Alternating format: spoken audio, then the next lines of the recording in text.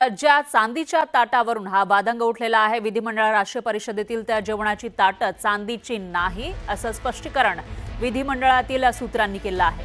White metal artificial ताट असल्याचं विधिमंडळाचं म्हणणं आहे, तर जेवणाचे दरही निम्म्याहून कमी असल्याचा दावा करण्यात आलाय। अधिकृत प्रतिक्रिया मात्र यावर देण्यास नकार दिलाय।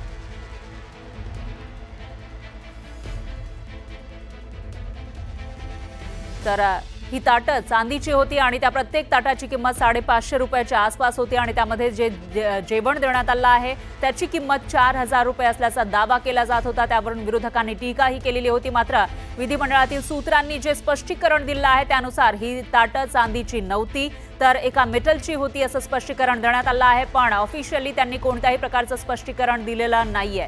तर आर्टिफिशियल ताट असल्याचं विधिमंडळाचं म्हणणं आहे। व्हाईट मेटल आर्टिफिशियल ताट आहे आणि त्याच्यामध्ये जे जेवण वाढलेलं होतं, पंचपक्वान्न जे देण्यात आले होते या समितीतील सदस्यांना, त्याची किंमत सुद्धा निम्म्यापेक्षा कमी असल्याचा दावा केला जातोय।